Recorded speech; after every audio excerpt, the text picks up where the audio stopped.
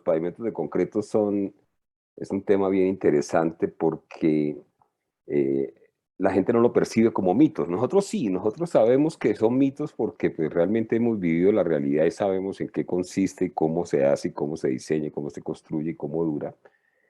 Pero para las personas puede que alguna característica eh, parezca la que es, pero realmente no lo es. Entonces, ese tema de mitos me parece fundamental poderlos abordar y poder tener una realidad sobre los hechos para que, no para que lo crean a uno a ojos cerrados, sino para que ustedes lo constaten, para que ustedes los puedan ver y para que ustedes puedan verificar y también que entiendan un poquito las circunstancias en las cuales se tienen que dar este tipo de situaciones.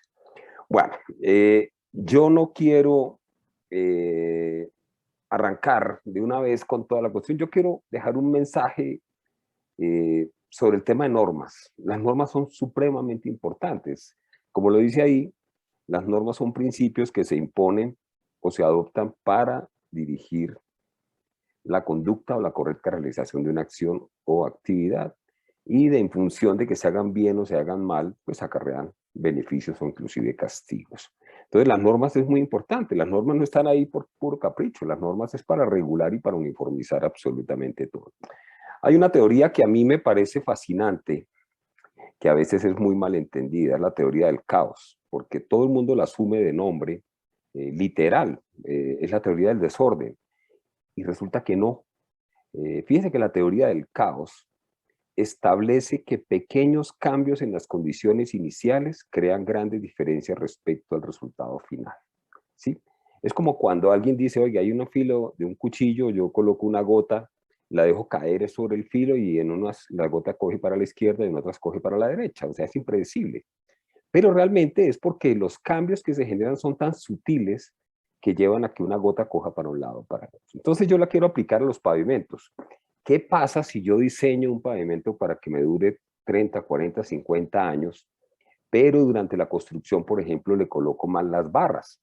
Ese es un pequeño cambio en la condición inicial de construcción y me va a llevar a que la durabilidad ya no sea de 40 años, sino que sea de 10, 15 años. Entonces, hay que tener mucho cuidado con esos pequeños cambios en las condiciones iniciales de construcción de un proyecto, porque ahí es donde podemos tener unas variaciones significativas en el desempeño del proyecto y en la durabilidad. Entonces, la teoría del caos, como digo ahí, es muy real, porque nosotros vivimos eso todos los días nosotros vivimos eso. Es como comprar un carro nuevo.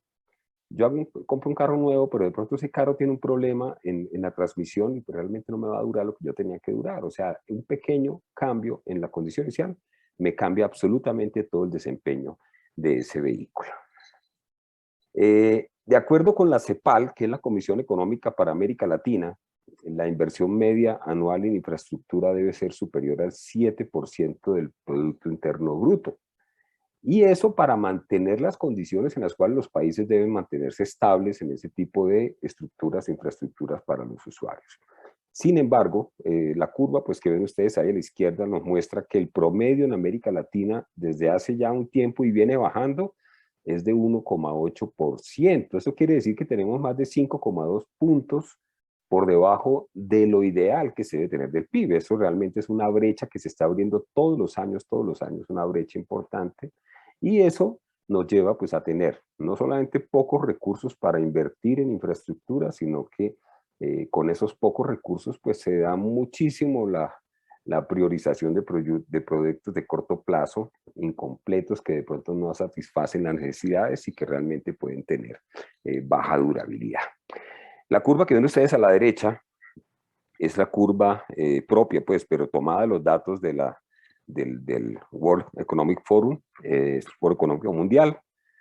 Tomo como referencia 2019 porque pues el año 2020 para todos fue un año como de transición por el COVID y realmente los análisis pues pegaron volvieron impredecibles prácticamente. Y por eso les muestro el reporte de 2019, que era hasta que se venía pues absolutamente estable con esto. Y lo que nos muestra es que en América Latina estamos en rangos muy medio bajos en calidad de vías. Ese indicador de calidad de vías del Foro Económico Mundial en el índice de competitividad nos muestra, por ejemplo, el caso Bolivia está en el puesto 100, como de 139 países, Colombia está en el puesto 104. Eso quiere decir que estamos un poco abajo de la calidad real que se debe tener. Singapur es el país que tiene en ese momento 6,5 sobre 7, y nosotros pues estamos en unos indicadores por allá de 3,4 y 3,5. Eso quiere decir que estamos o mal o tenemos mucho por mejorar. Y realmente pues a mí me gusta más ver el vaso medio lleno, porque nos permite entender que se puede llenar más, o sea, que se pueden hacer las cosas mejor para poder generar un mejor desarrollo. El pavimento de concreto cuenta con todas las características de calidad, desempeño, precio y durabilidad que se requieren para mejorar la infraestructura vial. Marcelo, yo creo que ya les mostró buena parte de todas esas características que el pavimento de concreto cuenta, y la historia lo ha demostrado. Sin embargo, primero hay que derrumbar algunos mitos. Pero quiero comenzar de qué se considera un mito.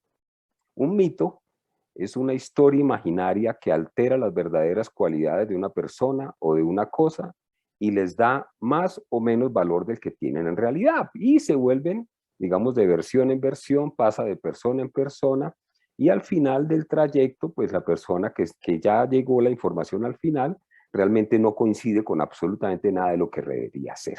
Entonces, a lo largo de los pavimentos de concreto o de hormigón, pues se han generado algunos mitos. Uno de ellos, por ejemplo, que casi no se usa.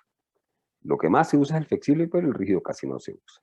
Que su costo inicial es muy alto, que los riesgos de construirlo son muy altos, que es difícil de diseñar, difícil de construir, difícil de reparar, que no hace nada de sostenibilidad, entre muchas otras cosas que realmente se hablan de eso. Entonces, ahí yo quiero colocar esa frasecita que está en rojo ahí, de una mentira repetida 1000 veces se convierte en una verdad.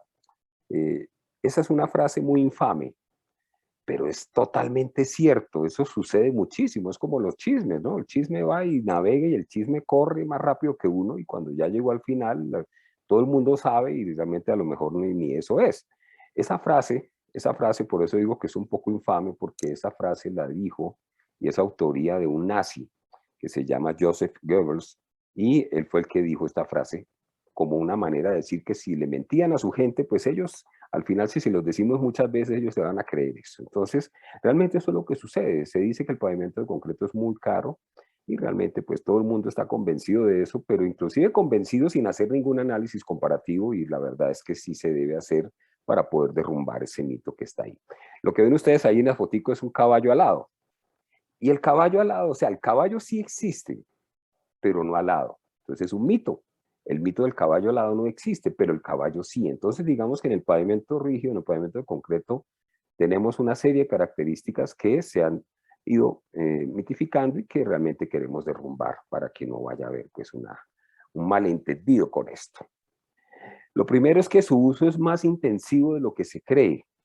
En sistemas BRT, como el que vieron ustedes en esa foto, que es el Bus Rapid Transit, sistemas de carriles exclusivos de buses, eso es una opción muy utilizada ya en muchos países de América Latina. Es una opción que requiere concreto, donde se usa uso intensivo de concreto. Así como en el sistema BRT, también la primera opción se genera en pavimentos de alto tráfico, túneles, calles de barrios, plataformas en aeropuertos. En esas situaciones el concreto es una opción, digamos, muy prioritaria. En América Latina tenemos usos de concreto en pavimentos urbanos y carreteros muy intensos. Tenemos el caso Colombia. Les voy a poner el caso Colombia. En el caso Colombia tenemos el 15% de utilización de concreto en toda la malla vial. Tenemos un 8% en la red carretera nacional, en carreteras, vías primarias, secundarias, y 7% en placa huella en vías terciarias. Es una alternativa que se ha ido diversificando de manera vertiginosa. Es una vía que tiene pues ciertas funcionalidades, pero que el porcentaje de penetración es supremamente intenso. Tenemos promedio de pavimentos de concreto en centros urbanos, o sea, en vías urbanas del 39%, y tenemos ciudades, por ejemplo, como el caso de la ciudad de Barranquilla en Colombia, en toda la costa, donde el porcentaje del uso de concreto es supremamente intenso. Tenemos más del 80% de todas las vías en concreto. Entonces, conjugando todo eso, usos carreteros, usos urbanos, nos está dando el 15% de penetración de la vía de pavimento de concreto dentro de la malla vial nacional. Es ideal para los sistemas BRT. Ahorita Marcelo me puso a correr cuando me dijo, Diego, les va a mostrar un bus biarticulado. Me tocó salir a correr a buscar una presentación que tenía para sacar el bus biarticulado. Ahí lo coloqué, vean ustedes el bus biarticulado encima. Normalmente el sistema arrancó en Colombia con los buses articulados, o sea, estos que ven ustedes abajo en la foto a la derecha, y después, debido a la gran cantidad de demanda del sistema, se comenzaron a considerar los buses biarticulados. Tenemos diseños ya de más de 300 millones de ejes en 20 años, con buses de 32,5 toneladas, que son los buses articulados, y buses de 45 toneladas, como estos buses biarticulados, tratando de no superar la carga por eje en 12,5 toneladas en los ejes traseros intermedios y de 7,5 toneladas en el eje direccional del bus. Entonces, es un sistema, digamos, que soporta, y el pavimento rígido pues soporta unas cargas impresionantes, no solamente cargas, sino frecuencias y ejes equivalentes durante una gran cantidad de años. Solamente en Colombia, en las 7 principales ciudades de Colombia se han construido más de 1.500 kilómetros carril.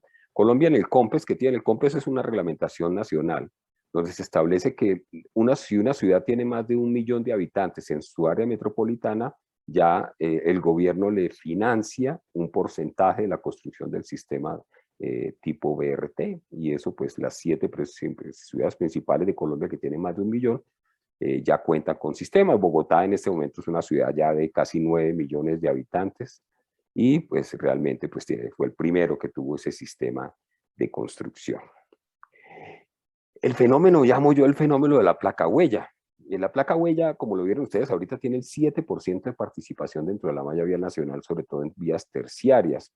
Y tiene una gran aceptación por parte de las comunidades rurales, alcaldes y gobernadores, no solamente por su rapidez, facilidad, diseño y construcción, sino porque el uso intensivo de mano de obra local es muy, muy importante y favorece la contratación de personas de la región para hacer la construcción de la vía. Entonces se ha diversificado muchísimo, se ha vuelto intensivo su uso. Existen manuales, ahí el que ven ustedes verdecito es el manual del INVIAS en Colombia, donde establece las condiciones en las cuales se hace el diseño de la placa huella, y realmente pues tiene un sistema constructivo supremamente sencillo y permite que se diseñe y se construya pues de manera bastante rápida. Bueno, hay que pensar en la vida útil, en el ciclo de vida. El ciclo de vida nos permite a nosotros considerar la durabilidad de los pavimentos, que los pavimentos tengan una muy buena durabilidad y que esa durabilidad nos vaya llevando a que los años y años pues se vayan considerando dentro de su análisis. Fíjense que cuando hablamos de durabilidad, hablamos de ciclos de vida, el ser humano es una referencia para nosotros. Fíjense que en el Neolítico, la expectativa de vida de una persona era de 15 años. Eso era lo que máximo que podía vivir una persona. Ya en la Edad Media pasó a 30 años y actualmente el promedio de vida de un ser humano es de 72 años y va subiendo. Ahora, ¿cómo se logra esa extensión en la expectativa de vida? Pues se logra con mantenimiento y reparación, ¿sí? ¿Qué es lo que nos hacen a nosotros cuando vamos a un hospital y nos hacen una operación de corazón, nos hacen una operación de hígado, de riñón? Pues realmente es un mantenimiento o una reparación. Entonces eso nos va dando a nosotros el aumento en la expectativa de vida. Entonces por eso el mantenimiento y reparación es muy importante dentro de todas las actividades que se cuentan en un pavimento de concreto. Un pavimento de concreto, así como cualquier otro tipo de pavimento, tiene esas actividades que vemos ahí a la derecha abajo. Especificaciones y normas es lo primero que se debe contar para poder asumir esto. Planear y diseñar el pavimento, producir y construir, y después operar y mantener y reparar. Y cuando llegue al final de la vida útil de ese pavimento, pues considerar su reciclaje para que ese material o ese pedacito de cemento que se mezcló con algo y hizo un agrido y se volvió un concreto, pues tenga todavía una extensión de su vida útil ya mediante una modalidad diferente, ya como agregado o como una base, y que eso nos alargue la vida útil de ese pavimento. La durabilidad tiene que ir de la mano de especificaciones y buenas prácticas. contratar pensando en el usuario, entender la tecnología, contar con diseños completos, diseñar de acuerdo con los criterios de diseño, reproducir, en fin, hay una gran cantidad de buenas prácticas que se pueden aplicar al diseño y construcción. No solamente de un pavimento rígido, de cualquiera.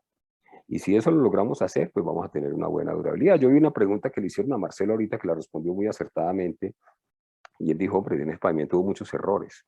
Así, claro, es que si uno, y vuelvo al ejemplo del carro, ustedes pueden comprar un BMW, un Mercedes-Benz, pero si usted no le hace mantenimiento, ese Mercedes no les va a durar 5 o 6 años, se les va a dañar, se les va a deteriorar inmediatamente porque requiere hacerle escenas de mantenimiento y reparación durante ese tiempo. Entonces, si nosotros no hacemos bien los diseños, si no construimos bien, si tenemos errores, si construimos las losas con largos mayores a los determinados, si las barras de transferencia tienen un diámetro menor o no tienen, pues realmente el comportamiento del pavimento va a ser muy lejano a la expectativa que se tenía. Entonces, por eso, siempre hablamos de diseño, construcción, especificaciones, pero sobre todo buenas prácticas para que los pavimentos se construyan de acuerdo con esas buenas prácticas y podamos tener durabilidades significativas en los pavimentos. Es por eso que hay algo muy importante en un pavimento. Todo el mundo, si me preguntaran hoy a alguien, diría, oiga, ¿qué es lo más importante en un pavimento de concreto? Y alguien le diría, pues el concreto.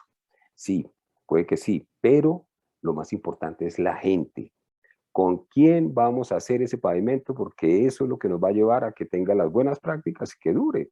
Mire, los equipos son los equipos, los materiales son los materiales, pero si yo no tengo con quién moverlos, con quién colocarlos, con quién compactarlos, con quién hacerlos, pues yo no voy a tener el éxito en una pavimentación. Ahora, aquí necesitamos unos perfiles muy especiales, no solamente el perfil exigido en el contrato a veces nos dice qué tipo de calidades debemos tener de personal. Competencias laborales de los operarios, sobre todo, son muy importantes, pero hay un tema que me salto de una vez para llegar allá, ética y valores. Necesitamos ética y valores. Ustedes no se imaginan lo que necesitamos nosotros, y no estoy hablando solamente en pavimentos, en todos los sectores de la construcción. Necesitamos introducirle ese ADN de ética y valor para que las personas podamos trabajar todos mediante esa dinámica y podamos tener unos resultados de las cosas realmente como deben ser. Bueno, ahí yo les mostré arriba a la derecha una cuadrilla de construcción, un video, una cuadrilla de construcción de un pavimento de hormigón y abajo una orquesta. Y ustedes a veces me preguntan, bueno, ustedes preguntan ahí qué tiene que ver una orquesta ahí con esta presentación de pavimentos rígidos. Tiene mucho que ver.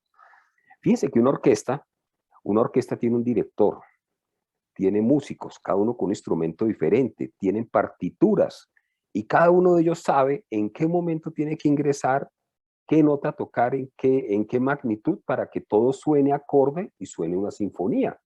Ustedes se imaginan si en una orquesta de estas un músico comienza a tocar a la hora que le da la gana, entra antes, eso va a sonar horrible.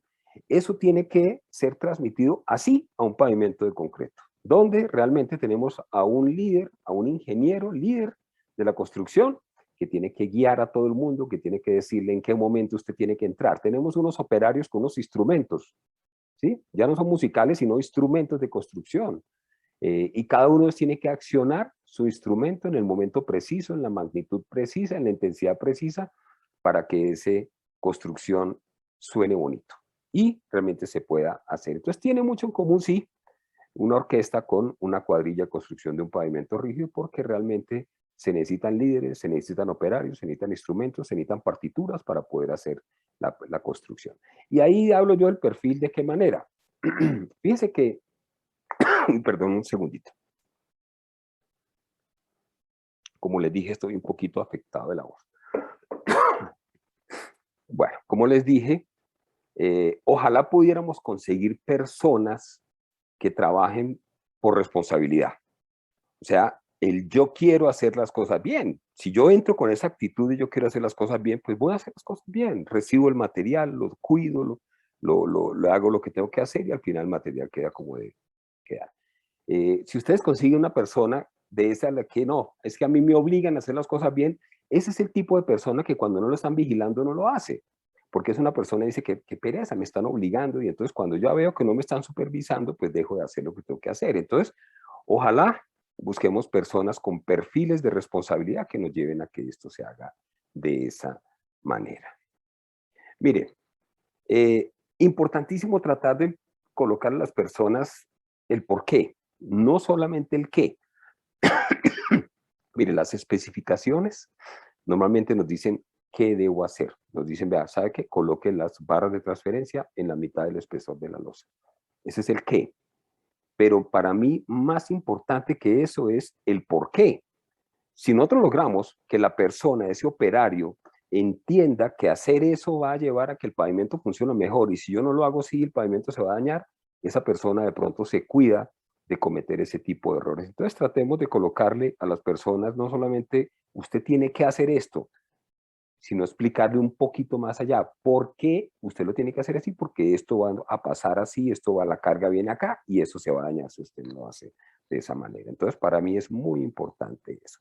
Y eso nos lleva entonces a que las personas que participen en la construcción tengan conocimiento, experiencia y sobre todo sensibilidad. Para mí la sensibilidad es muy importante. De hecho, en los diseños se habla de sensibilidad en los diseños, pero en construcción todas las personas tienen que ser muy sensibles, sensibles con lo que yo hago bien y con lo que yo hago mal.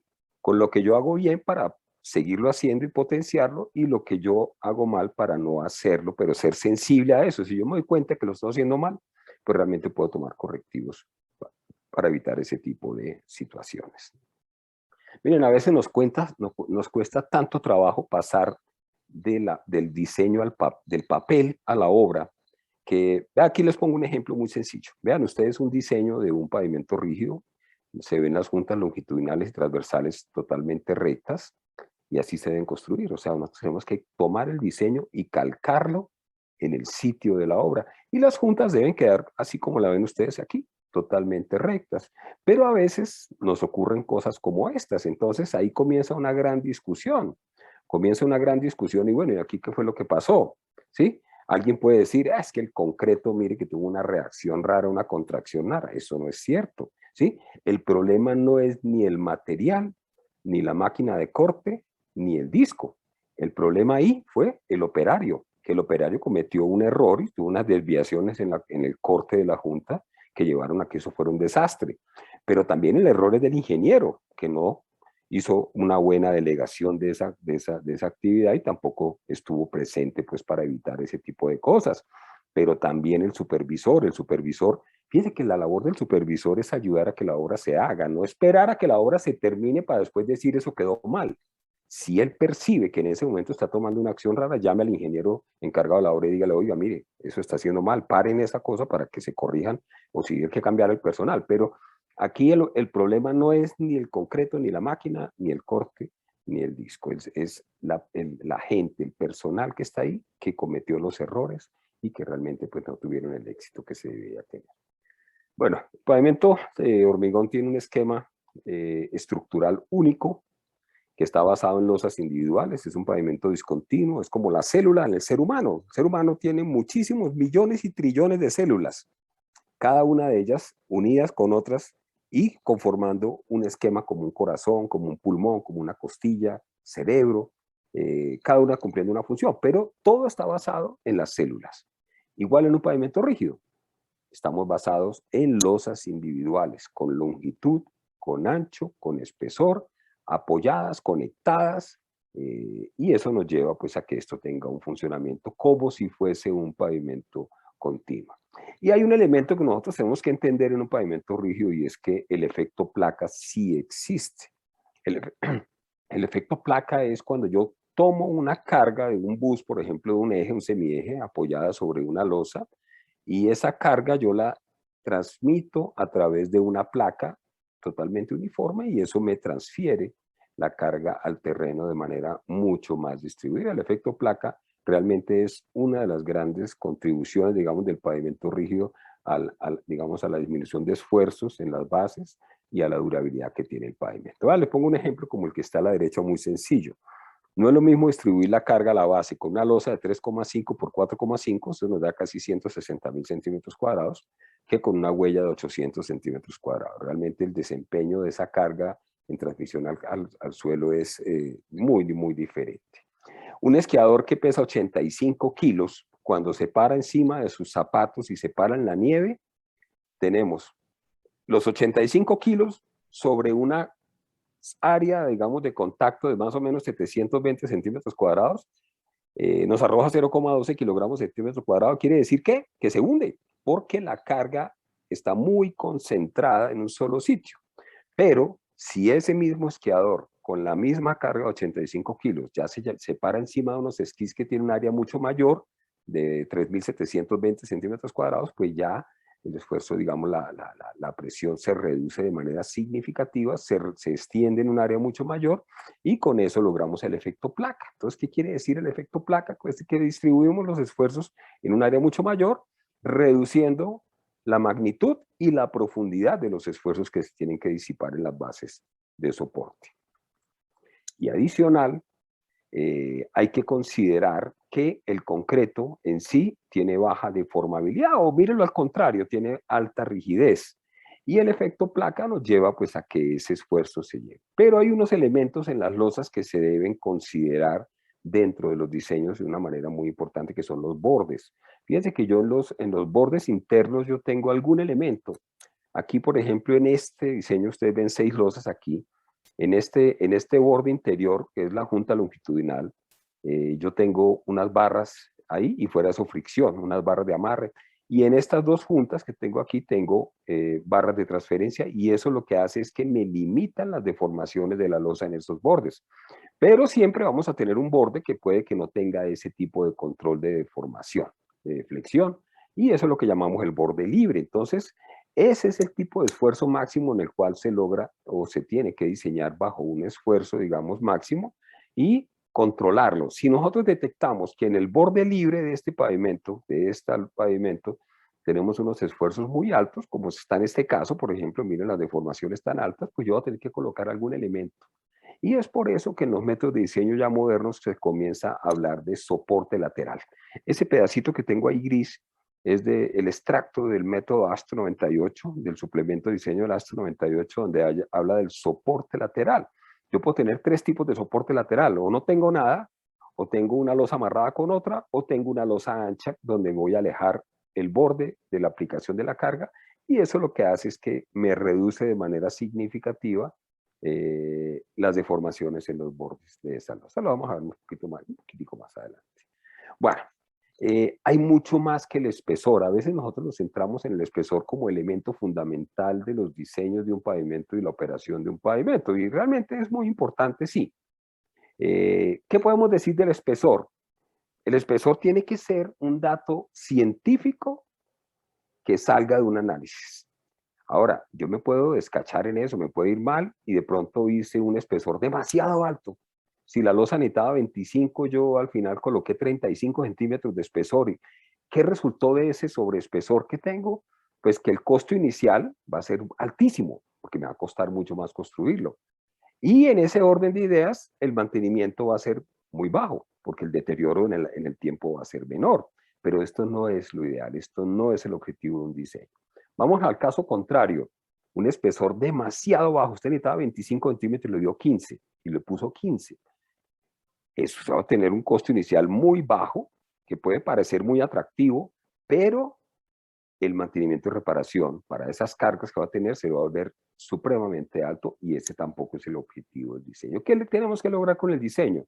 Un equilibrio entre el costo inicial y el mantenimiento y la reparación que nos permita a nosotros tener un desempeño adecuado de ese pavimento. Pero lo que les quiero comentar no es solamente el espesor, es que me disculpan que esto aquí el mouse se me está disparando, que más allá del espesor hay otras consideraciones que yo debo tener en cuenta para que el pavimento me dure lo que tenga que durar, incluyendo el método de diseño. El periodo de diseño, no es lo mismo diseñar para 20 o para 25, para 30 o para 50 años. El apoyo lateral me puede reducir. Si yo le coloco sistemas de soporte lateral, me puede reducir los esfuerzos, me puede aumentar la durabilidad de ese pavimento.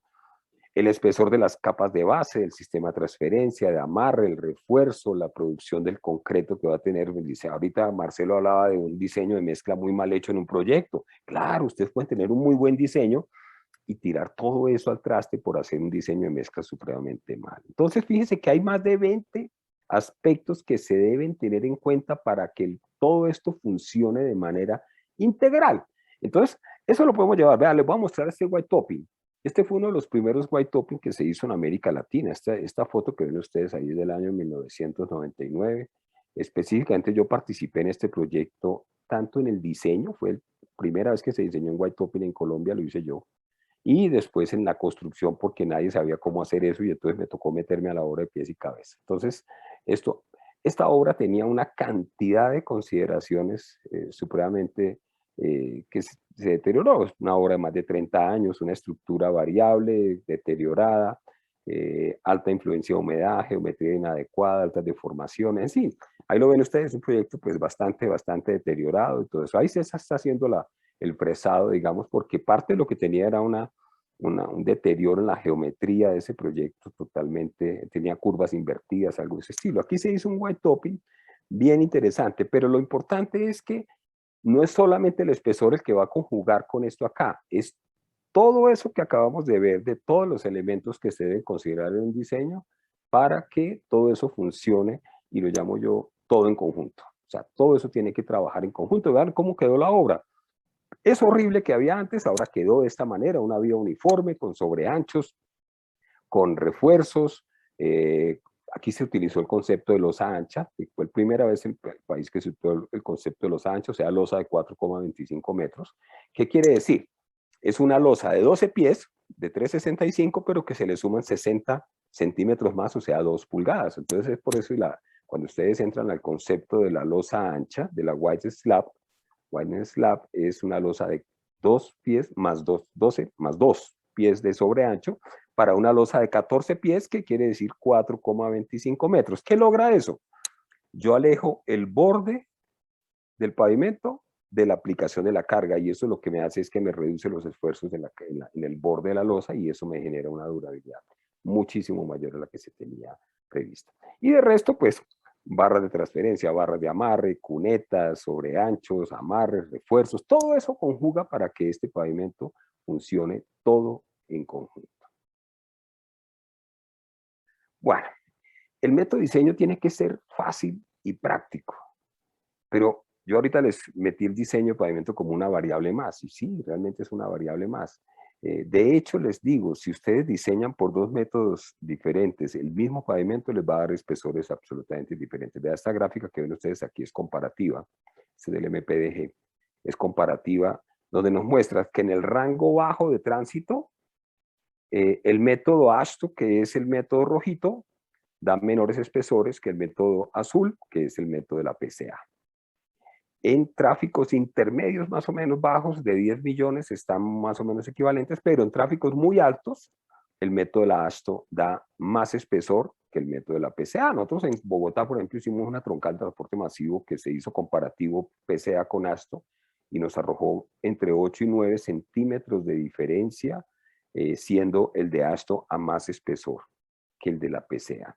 Y ahí es donde tienen que entrar la decisión del diseñador y la entidad para escoger cuál es el que realmente se necesita para ese proyecto.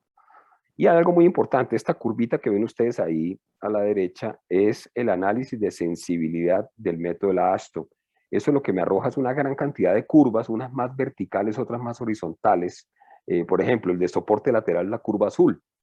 Ese soporte lateral lo que me muestra es que si yo hago una variación pequeña en las condiciones del soporte lateral, voy a tener un efecto supremamente grande en el espesor de la losa. Entonces, esas son las variables que normalmente yo tengo que mover para aumentar la capacidad del pavimento. Pero también son las variables que si yo no tengo un buen control de construcción y afecto, pues voy a tener mayor efecto sobre el desempeño de ese pavimento, reduciendo la vida útil. Y las variables que están más horizontales, por ejemplo, la que ustedes ven ahí es el valor de K, la más acostada de todas es el valor de K. Eso lo que me muestra es que yo tengo que mover muchísimo esa variable para que tenga un efecto significativo en el desempeño del pavimento. Entonces, por eso a veces cuando me preguntan a mí, óigame, es que le vamos a subir la capacidad a este pavimento, entonces ya vamos a pasar de 80 centímetros de excavación a 1,5 metros. Y eso nos aumenta la capacidad. Yo les digo, y le aumenta los problemas, y le aumento la cantidad de materiales, pero el desempeño del pavimento no se va a aumentar de manera significativa, porque realmente ese no es uno de los ítems que se deben mover para aumentar la capacidad. Y eso lo logramos entender es con estos análisis de sensibilidad de cada uno de los diseños. Cada diseño tiene un registro diferente. Ese es el registro de un diseño específico. El siguiente diseño, por ejemplo, es de tráfico alto. un diseño de tráfico bajo, estoy muy seguro que la resistencia va a ser muy vertical. Y ese es uno de los ítems importantes. Entonces, hay que entenderlo de cada diseño para entender cómo se hace. Pero ojo, hay que tener mucho cuidado, ojo con los software de diseño. Mire que hoy en día, pues ya como está todo virtualizado y todo tecnificado, digitalizado, es muy atractivo utilizar métodos de diseño, software para métodos de diseño. Pero aquí sí les hago una alerta muy importante. Ojo, aquí el experto no es el que sepa manejar el software, es el que sabe de pavimento. Entonces tiene que haber una unión entre conocimiento de pavimentos con conocimiento de software. De nada me sirve yo ser un experto en que el software se mueva y se vaya si yo no entiendo qué es lo que me arroja eso ni qué es lo que le estoy colocando. Los datos de entrada tienen que ser veraces, la coherencia, comparar el diseño con el manual, con el software para ver si hay coherencia o no y una expectativa aproximada del resultado. Entonces por eso le coloco más que un clic. Es más que eso, hay que entender la tecnología del pavimento. Les voy a colocar un ejemplo aquí en la ciudad de Bogotá. En una troncal de transporte masivo, o sea, en sistema BRT, por una mala interpretación del método de diseño por parte del diseñador, el espesor de la losa resultó 5 centímetros más bajo del que se debía tener. Pero como el diseñador no tenía mucho conocimiento, hizo el software, no tenía mucho conocimiento, al final no entendió el resultado, no comprendió que eso era un riesgo y lo pasaron y así se hizo y así se construyó la vía.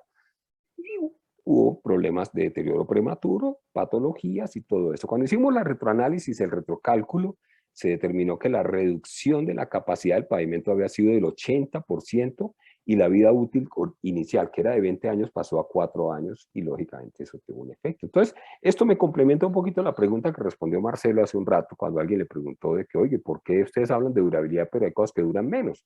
Por este tipo de cosas, ¿sí?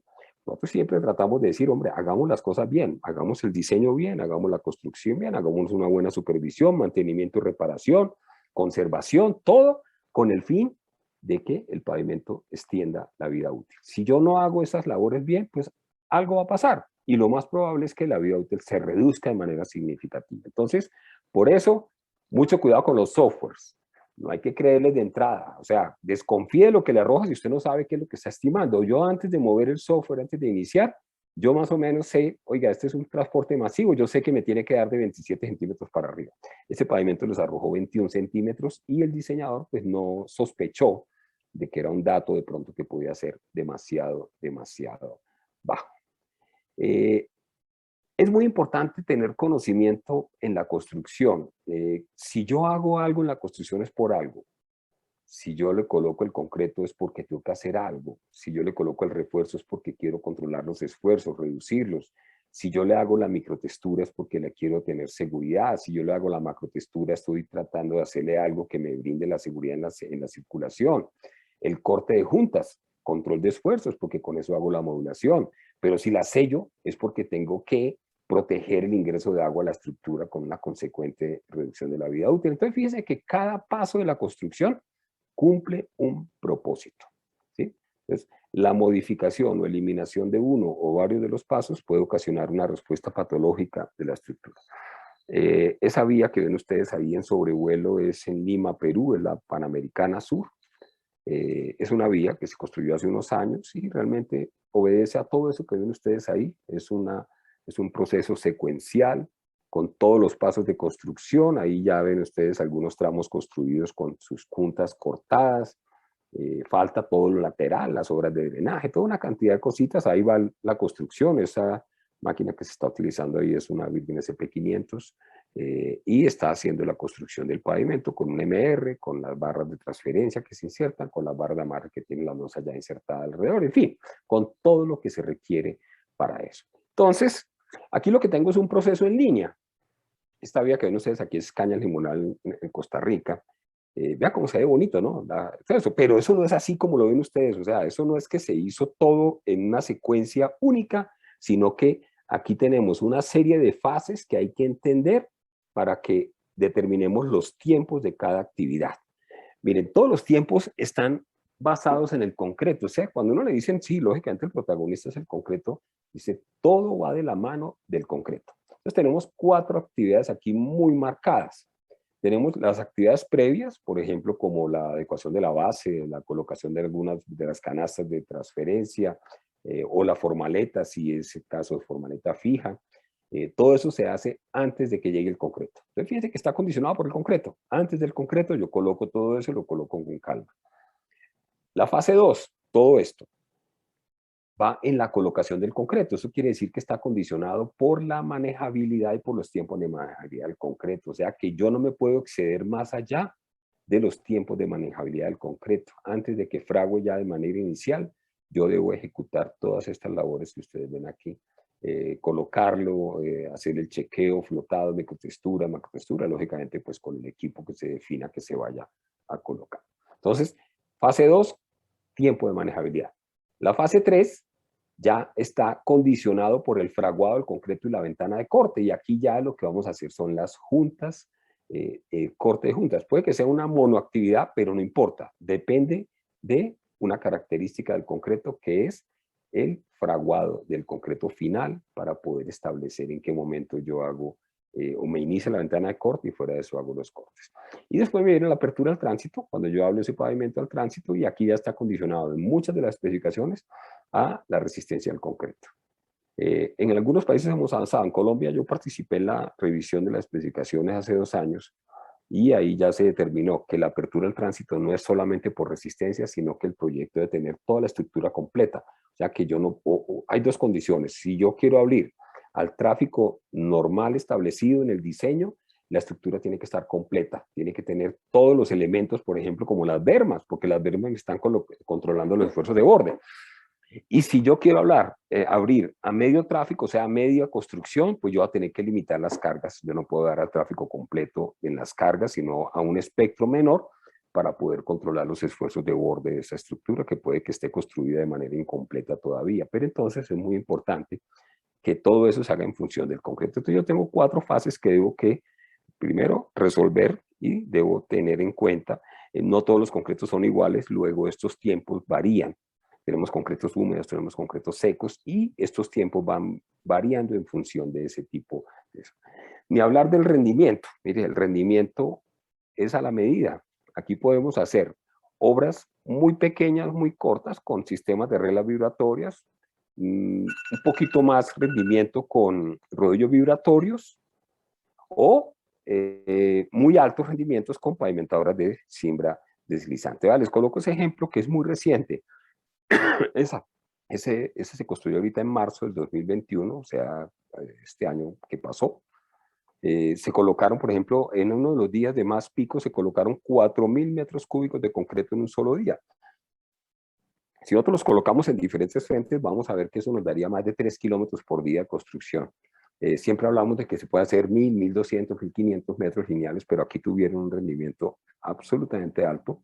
Este es el Aeroparque de Jorge Newbery en Buenos Aires, una obra con una presión, pues no solamente la presión de tener un aeropuerto en la mitad de la ciudad que necesita brindarle vuelos a todos y cerrarlo completamente para poderlo hacer, realmente pues se debe generar toda una logística de construcción muy importante para lograr que esto salga adelante.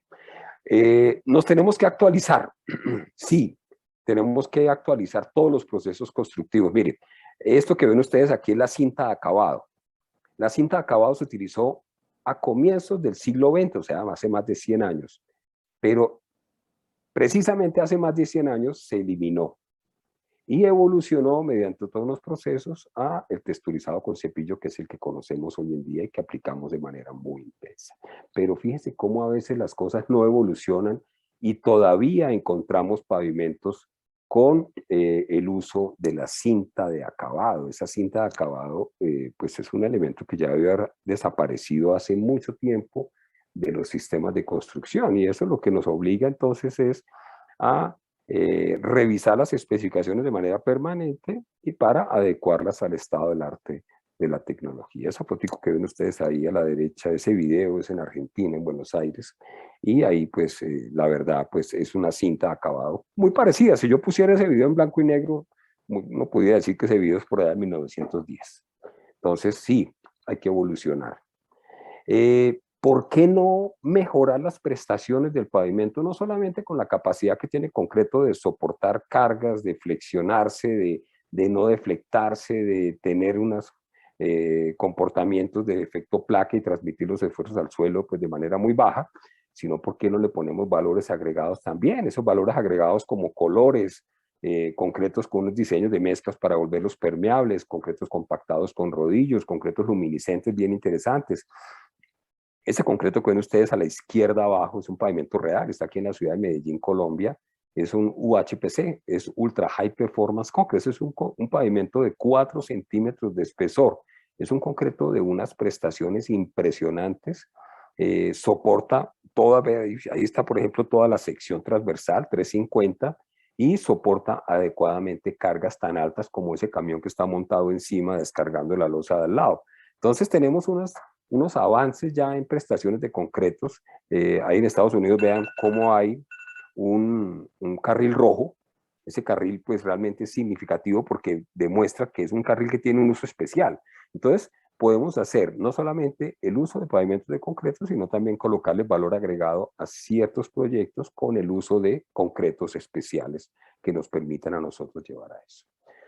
Se habló un poquito ahorita del white topping. Aquí tengo solamente una diapositiva que quiero potenciar el tema porque me parece que es un tema apasionante.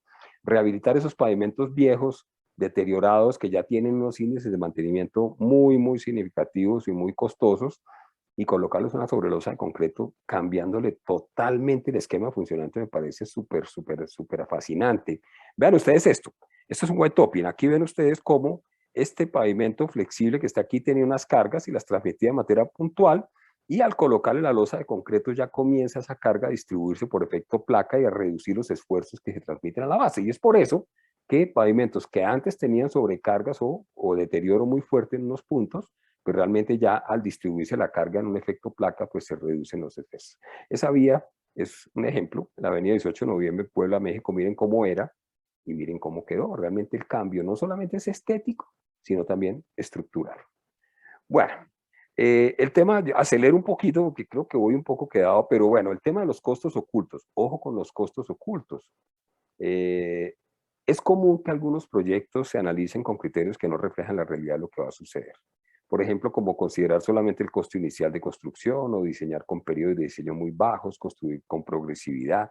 Miren, todo ese tipo de cosas no van a evitar que el mantenimiento y la reparación se haga. Lo que pasa es que yo puedo obviar en el análisis esas partes de allá, solamente considerar cuánto vale construir, pero no cuánto vale mantener. El mantenimiento hay que hacer, la reparación va a haber que hacerla. Ahora, que yo no lo miré en el presupuesto inicial y entonces yo no sabía cuánto costaba eso, pues no quiere decir que no se vaya a gastar y que no se vaya a hacer. Diseñar con periodos de diseño muy bajos, a veces se diseña con periodos de diseño de 3, 5, 8 años, ¿y eso qué dice? Que es que se van a hacer pavimentos de baja durabilidad y que van a llevar a reparaciones muy rápidas. Y la progresividad también, o sea, es que yo puedo hacer un pavimento que necesita 12, 15 centímetros de asfalto, yo lo hago con 3 o 4 hoy y después le hago una repotenciación, una sobrecapa después. Sí, claro, pero yo voy a tener sobrecosto, sobrecosto, sobrecosto, y al final, cuando haga el costo equivalente de todo lo que yo hice, va a ser muy alto. Entonces, esos son lo que llamo yo los costos ocultos, como lo muestro abajo en el iceberg. En el iceberg, si usted ve la punta del iceberg, puede ser el 10 o el 15% de toda la masa. El resto está abajo escondido, no se ve. Y realmente, si yo no hago un análisis incompleto de todo esto, pues voy a hacer un análisis, digamos, digamos, no tan real de este pavimento. Bueno, el tema del costo. ¿Ya? El mito del costo es eterno. El pavimento de concreto siempre se le ha impuesto este mito de que es más costoso. Siempre se ha dicho que es mucho más costoso en el carro, en el costo inicial, pero que en el costo de vida sí es más económico, pero como analizamos solamente a veces los costos iniciales, pues realmente el análisis es con esos costos ocultos que acabamos de ver. Cuando comparemos pavimentos, hombre, no comparen peras con manzanas. Nosotros tenemos que comparar peras con peras o manzanas con manzanas, pero no podemos mezclar los dos, porque si nosotros hacemos una comparación de un pavimento diseñado a 5 años con uno diseñado a 20, 25 años, pues no va a ser absolutamente equivalente. Hay que diseñarlo con valores reales, hay que establecer las calidades y las cantidades. Bueno, esta gráfica que ven ustedes aquí es en Estados Unidos, ya a partir del año 2009 ya se dio una inversión, una reversión, llamémoslo mejor, y el concreto comenzó a ser mucho más económico en el costo inicial. Entonces, hoy en día tenemos costos iniciales más bajos que lo que teníamos antes. Vean este proyecto. Este proyecto se lo quiero mostrar. Esta es la avenida NQS en Colombia, tiene 24 kilómetros de extensión, tiene 12 carriles de ancho, toda en concreto, y eso es lo que vemos hoy en día. Pero ojo, ese proyecto salió en asfalto. Ese proyecto, cuando salió a licitación, salió en asfalto.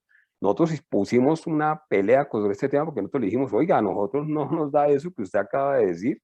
Ellos decían que salía mucho más barato el asfalto. Y realmente nosotros les hicimos hacer una reversión, análisis, una reanálisis del proyecto. Lo hicieron ya de manera concienzuda, le exigieron al consultor que lo presentara bien, con los precios comerciales, con todo.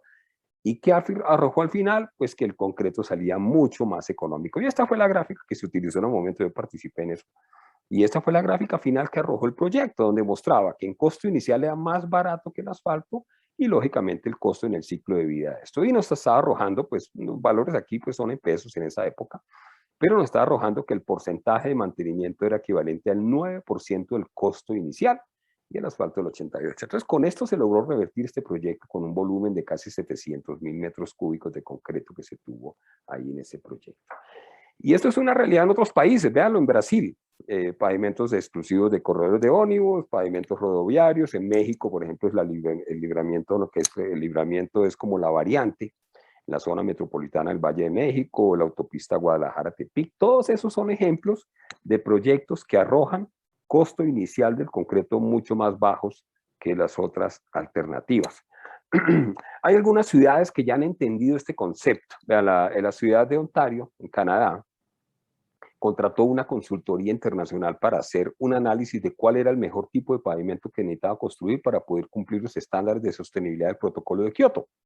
Y les coloqué solamente la última frase de la conclusión de ese informe, donde dice que la decisión de usar el análisis del costo del ciclo de vida y evaluar los beneficios de sostenibilidad, incluyendo los factores no económicos. Eso no es solamente la plata, es el aporte en sostenibilidad que tiene ese proyecto y en la vida útil que tiene ese proyecto. Y al final dice, el pavimento de concreto ofrece un costo de construcción inicial atractivo y un costo del ciclo de vida favorable comparado con el asfalto. A través de Marcelo me pongo a consideración, si los que quieran tener este estudio lo tengo, porque es un estudio bien interesante, donde se hace un análisis equivalente de los tipos de pavimentos, vidas útiles, costos iniciales, todo ese tipo, y al final llega a unas conclusiones pues, que son muy importantes para una ciudad de esta calidad, de este calibre que ven ustedes aquí. Además del costo bajo, pues tiene un bajo costo de mantenimiento y reparación. Esa vía que ven ustedes ahí es el acceso sudeste, el partido de Avellaneda en la provincia de Buenos Aires. Es una vía que tiene 70 años de haberse construido y es bien interesante. Cuando uno les pregunta, uy, esta vía ha durado todo eso, me dice, y cero mantenimiento. Le dije yo, ¿usted imagina lo que puede durar esta vía si ustedes le hacen el mantenimiento que se necesita? Que es poquito, cambiarle los sellos de las juntas, coser unas fisuras, alguna cosa, la vida útil se va a extender mucho y mucho más. Bueno, y en caso de que se encuentren problemas, pues hombre, la última solución es demoler. Siempre se debe investigar y evaluar la viabilidad de reparar los daños con el fin de extender la vida útil de ese proyecto y tener que demoler. O sea, dejemos ese concepto de que lo primero que hay que hacer es demoler y después preguntar qué pasó. No, señor, hay que preguntar primero qué pasó, ver cómo lo puedo arreglar y con toda seguridad sale mucho más económico reparar y mantener que hacerle. Ahí ven ustedes una de las técnicas que es el double bar retrofit, que es la inserción de barras de transferencia en concreto endurecido, como lo ven ahí. Aquí en la ciudad de Bogotá se usa muchísimo. Esta es una de las avenidas aquí en la ciudad de Bogotá, la NQS, que en algunos puntos donde se detectó falencia en la transferencia de carga, se le hizo inserción de barras de transferencia con el fin de actualizar y volver otra vez al estándar normal de la transferencia de carga. En términos de sostenibilidad, un pavimento puede durar muchísimo, 70, 80 años. Ese es el mayor aporte.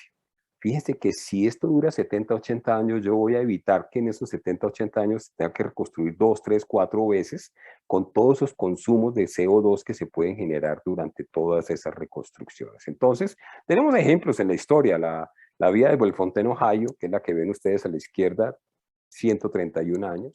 Tenemos una vía aquí en Colombia, que es esta, la calle 13, la avenida Centenario, que se construyó inicialmente en el año 1937 y después se le hizo un white top en el año 2003 y hoy en día pues ya tiene 85 años desde ese inicio que se hizo ese pavimento. El tema de menores consumos debido a su distribución bajo efecto placa y distribución de los esfuerzos consume mucho menos. El tema de combustible, mira, aquí les hago pues un breve brief de esto porque esto es un tema del MIT. El MIT es el que ha venido investigando todo el tema de el Pavement Vehicle Interaction. Y es que lo que dice es que todos los pavimentos se deflectan y la rugosidad afecta la circulación de los vehículos. Y esa deflexión sobre todo genera sobreesfuerzos en los vehículos, que, sobre todo los pesados, que generan una sobrepotencia en los motores, luego un mayor consumo de combustible. Está medido totalmente por unas formulaciones que ellos encontraron y realmente el pavimento de concreto, como tiene menor deflexión, genera reducciones significativas en el consumo de combustible, sobre todo en esas cargas altas, entre el 7 y el 15%. Lo que se genera en la deflexión es que cuando hay un hundimiento se genera una pendiente y si esa pendiente es mayor, el sobreconsumo del motor tiene que ser mayor, luego el consumo de combustible es mayor, ¿sí? Esto es muy imperceptible, esto no es que uno lo vea pues el pavimento totalmente hundido, no, pero si esa deflexión puede ser 1 o 2 milímetros, es una pendiente que tiene que sopesar ese vehículo y eso genera mayores combustibles, mayor uso de combustibles y por eso el pavimento de concreto, como tiene menor deflexión, tiene menor consumo de combustible. Tema de reflectividad. Mira, la reflectividad habla por sí sola, concreto muy reflectivo, muy blanco. Y a veces esto puede ser fundamental en el desempeño de un pavimento. Ahí está apareciendo una foto del aeropuerto Charles de Gaulle en París. Ahí pueden ver ustedes que tiene pistas en asfalto y pistas en concreto, pero ustedes pueden ver la visibilidad de las pistas en concreto comparada con las de asfalto. Entonces fíjense que tenemos una reflectividad mucho mayor de estas pistas y eso para el piloto puede ser fundamental a la hora de hacer una aproximación o algo de ese estilo. Genera mayor reflectividad de los rayos del sol, luego absorbe menos rayos del sol, luego se calienta menos y eso tiene una reducción importante en el efecto isla de calor. El uso de RCD, ahorita Marcelo hablaba del uso en la autopista de que esas losas se reutilizaron de alguna manera en el proyecto nuevo, eso es interesantísimo.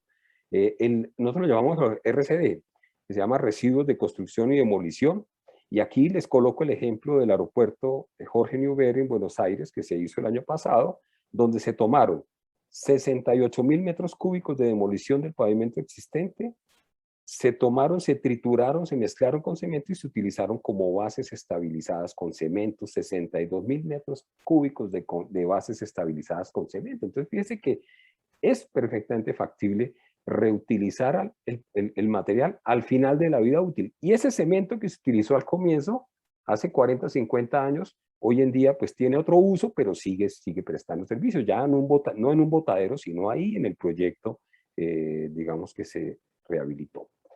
Hay una palabra que de aquí en adelante es muy factible que nos la comencemos a encontrar y es la resiliencia, que es la capacidad de resistir los efectos del cambio climático, inundaciones, sismos, incendios, todo ese tipo de cosas. Y en ese pavimento concreto pues es muy resiliente. Les coloco el ejemplo del túnel que ven ustedes allá abajo. Un incendio en un túnel debe permitir que las personas se evacúen y que entren los cuerpos de socorro para poder apagar el incendio y socorrer a las personas que de pronto no puedan acceder. Si el pavimento se derrite con la temperatura, pues eso no va a suceder. Y es factible que las personas que están al interior pues no se puedan mover y de pronto van a morir. Y el pavimento de concreto lo que logra ahí es que precisamente no se afecta de esa manera por la temperatura y las personas pueden salir y los cuerpos de socorro entrar. Entonces, hoy en día los temas de resiliencia son muy importantes. Esa guía que ven ustedes al centro es la guía de buenas prácticas para la adaptación de las carreteras al clima. Es un documento de la CAF, que antes era la Corporación Andina de Fomento, que hoy es el Banco de Desarrollo de América Latina. Y dentro de ese documento está ese anexo que está ahí al final de ese documento, dice, oye, ¿qué tengo que hacer para volver un pavimento resiliente? Y es muy interesante, porque fíjese que dentro de todas las cosas que habla de geotecnia y taludes, de hidrología y drenaje y de estructuras, cuando habla de pavimento dice que ojalá el empleo de pavimentos de concreto como material fundamental para lograr la resiliencia de los proyectos. Entonces es bien interesante porque realmente nos muestra que aquí se da la estabilidad y la durabilidad de los proyectos. Bueno, entonces para terminar, tenemos muchos mitos Pero la realidad que tenemos es que tenemos un pavimento más económico desde el costo inicial y lógicamente en el ciclo de vida. Es ideal para cargas y tránsitos muy altos, se puede controlar el riesgo, es fácil de construir, mantenimiento es bajo, sistemas de mantenimiento y reparación realizables, grandes atributos de sostenibilidad, es muy resiliente, se puede reciclar, reutilizar, es líder en pavimentación comunal, sobre todo en Colombia buena parte de las vías urbanas están hechas en concreto, sobre todo en zonas de pavimentos locales, y que tenemos una gran opción de colocar concretos con valores agregados que nos permitan mejorar la prestación de esos pavimentos. Me disculpan un poquito si me extendí un poco, pero espero poder haber dado un poquito el mensaje de que el pavimento concreto tiene unas connotaciones y unas características que son reales, que están ahí, pero que primero pues hay que quitarnos un poquito ese estigma que tenemos en ciertos aspectos de los pavimentos de concreto. Muchas gracias a ustedes.